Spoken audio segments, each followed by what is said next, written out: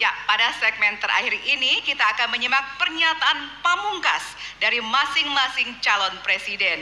Kami mohon para calon presiden untuk maju ke panggung menyampaikan pesan penutupnya. Baik, kami persilakan kepada Bapak-Bapak calon presiden untuk kemudian merapat menuju ke panggung utama. Ya, dan untuk itu kami awali dari calon presiden nomor urut 1 kepada Bapak Anies Baswedan. Waktu Anda 2 menit, dimulai dari sekarang. Di sini. Silakan, Bapak. Saya rasa kita sama, rakyat Indonesia, saya, kita semua.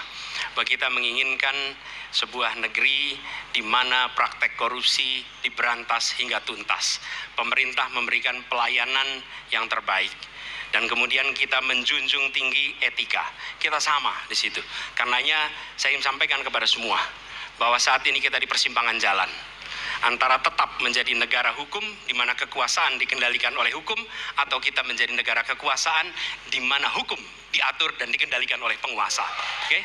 Dalam situasi itu saya ingin sampaikan ini adalah sebuah gerakan perubahan. Kita sama-sama kita ingin mengembalikan tetap menjadi negara hukum di mana kekuasaan dikendalikan. Dan saya ingin sampaikan bahwa etika dijunjung tinggi. Ketika terjadi pelanggaran etika, jangan bersembunyi di balik keputusan hukum. Justru kita harus mengatakan bahwa tugas dari pimpinan tertinggi memberi contoh. Bila ada pelanggaran etika, maka itu adalah mendasar. Bila tidak, maka ke bawah, ke seluruh rakyat, semua akan kompromi. Dan praktek orang dalam yang tadi saya sampaikan akan merusak sendi-sendi kehidupan bernegara kita. Rusak kita. Karena itulah penting sekali kita menjunjung tinggi etika. Dan itu dilakukan oleh siapa? Dari mulai calon presiden sudah diuji. Apa dia kompromi atau tidak pada etika. Okay? Lalu bagi anak-anak muda, kita semua menyadari pemilu ini adalah tentang masa depan. Anda pemilik masa depan. Saya yakin Anda akan memilih yang serius untuk jadi presiden, bukan yang main-main untuk jadi presiden. Dan ketika kita berbicara tentang masa depan, maka saya ingin sampaikan kepada semua, kebebasan berpendapat akan dijamin. Kita tidak mengizinkan lagi situasi di mana orang takut. Maka itu saya sampaikan, Wakanda no more, Indonesia forever. Baik, waktu Anda habis, Bapak. Baik, selanjutnya kami persilakan calon presiden nomor urut 2, Bapak Prabowo Subianto untuk menyampaikan pernyataan penutup. Waktu Anda 2 menit, dimulai dari sekarang. Terima kasih, saudara-saudara sekalian.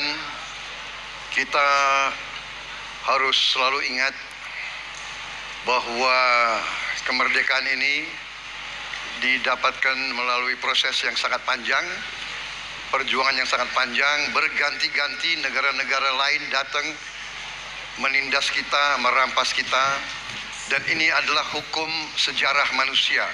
Yang kuat akan menindas yang lemah. Kita bersyukur kita sudah bangun suatu negara yang memiliki demokrasi dengan segala kekurangannya.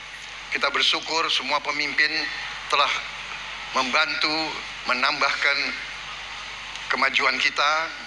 Kita ingin lebih maju, kita ingin lebih baik, kita ingin lebih adil, kita ingin hilangkan kemiskinan, dan kita ingin hilangkan korupsi. Kita negara yang sangat kaya, kekayaan kita luar biasa. Kami, Prabowo Gibran, Koalisi Indonesia Maju, siap melanjutkan fondasi yang sudah dibangun oleh pendahulu-pendahulu kita. Kita yakin Indonesia akan melompat menjadi negara hebat, negara maju, negara makmur, negara adil. Hanya dengan demikian. Tetapi syaratnya kita harus rukun, kita harus bersatu, kita tidak boleh menghasut, memecah belah. Kita tidak boleh untuk kepentingan sesaat, untuk kepentingan jangka pendek, untuk kepentingan diri kita, kelompok kita, kita tidak boleh mengorbankan persatuan, kesatuan, kerukunan bangsa Indonesia. Hanya dengan kerukunan, hanya dengan kearifan, hanya dengan kebersihan jiwa, tidak dengan permainan kata-kata retorika, tapi sungguh cinta tanah air, Indonesia akan maju. Habis, negara Bapak. hebat. Terima kasih. Terima kasih. Baik. menuju ke calon presiden nomor urut 3, Bapak Ganjar Pranowo. Waktu Anda 2 menit dimulai dari sekarang. Terima kasih. Ini panggilan sejarah buat Ganjar Mahfud. Ganjar seorang anak polisi berpangkat tidak tinggi, bertugas di kecamatan. Pak Mahfud, bapaknya pegawai kecamatan. Kalau kita berada pada momentum yang sama, kami dan Pak Mahfud ini adalah orang kecil yang kalau bapaknya rapat kira-kira anggota Forkompimcam. Kami hanya di level kecamatan. Kami telah terbiasa mencoba mendengarkan keluh kesah rakyat. Panggilan sejarah inilah yang kemudian coba kita klasifikasi dari seluruh persoalan yang muncul. Bagaimana kita memberikan afirmasi kepada kelompok rentan. Ada kelompok perempuan, penyandang disabilitas, anak-anak, termasuk manula. Mereka butuh perhatian yang lebih. Maka inilah cara kita membangun melibatkan mereka tanpa meninggalkan mereka. No one left behind.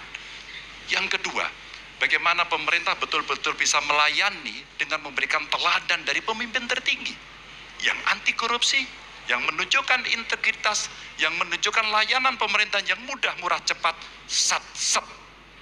Kalau itu bisa kita lakukan, maka betapa bahagianya rakyat ini.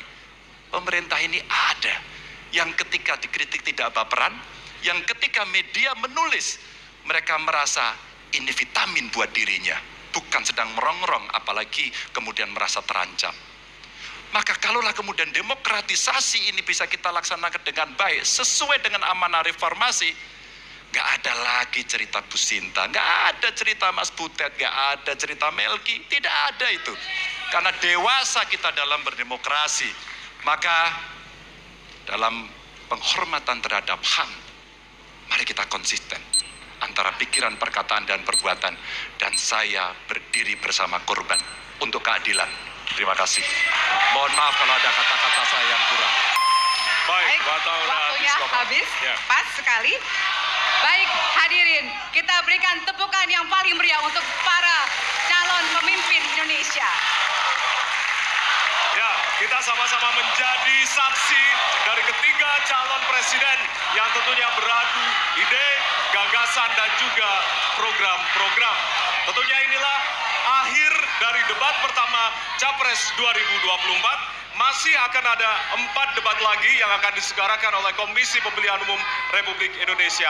Dan semoga debat pertama ini mampu menjadi referensi Anda untuk memantapkan pilihan Anda pada 14 Februari 2024. Iya, tentunya kami mengimbau jangan sia-siakan hak pilih Anda pada 14 Februari 2024.